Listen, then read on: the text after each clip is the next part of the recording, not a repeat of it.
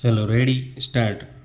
જેથી આરોપી ઉપર વિશ્વાસ રાખીને ફરિયાદીએ આરોપીને સોનું આપેલું.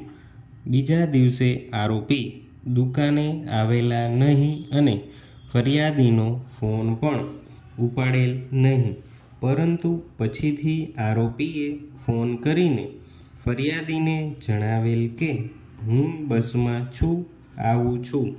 ત્યારબાદ ફરીથી ફોન કરીને આરોપીએ જણાવેલ કે સોનું ચોરાઈ ગયેલ છે અને ફરિયાદીને ગોળ જવાબ આપેલો. બનાવ બાદ આરોપી દુકાને આવતો બંધ થઈ ગયેલો.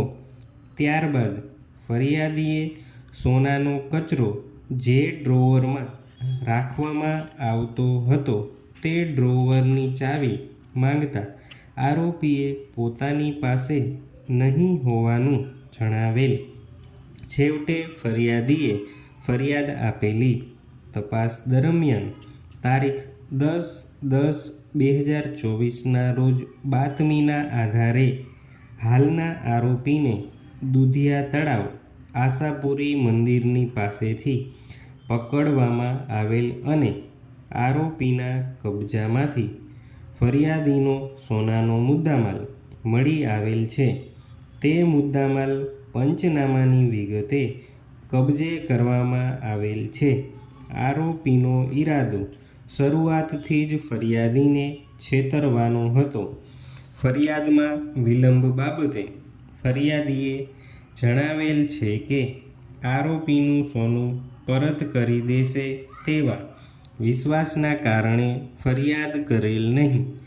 મુદ્દામાલ આરોપી પાસેથી કબજે થયેલ છે, જેથી જામીન અરજી નામંજૂર થવી જોઈએ. આરોપી સામે પ્રથમ દર્શનીય કેસ છે. સદર કેસમાં કથિત આરોપીએ ફરિયાદી સાથે શિસ્તપૂર્વક છેતરપિંડી અને વિશ્વાસઘાત કરેલ છે. હાલના આરોપી પાસેથી મુદ્દામાલ મળી આવેલ છે, જેથી આરોપીને જામીન મુક્ત કરવાથી સમાજ ઉપર વિપરીત અસર થઈ શકે તેમ છે.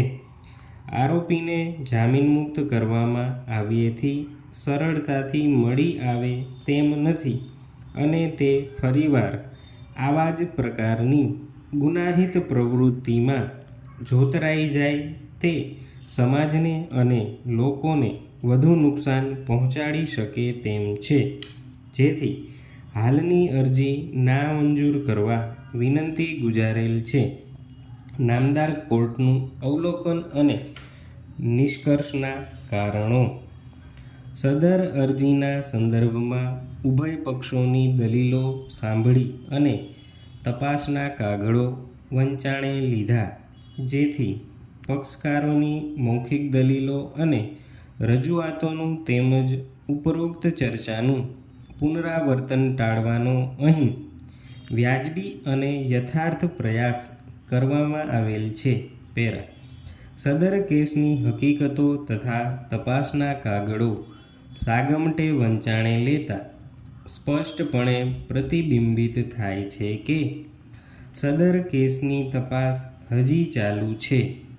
હાલના ગુનાના કામે ફરિયાદ વંચાણે લેતા સ્પષ્ટ થાય છે કે હાલના આરોપી ફરિયાદીને ત્યાં નોકરી કરતા હતા અને સોનીકામ કરતા હતા અને ફરિયાદી પાસેથી સોનીકામ માટે સોનું મેળવીને ફરિયાદીને સ્ટોપ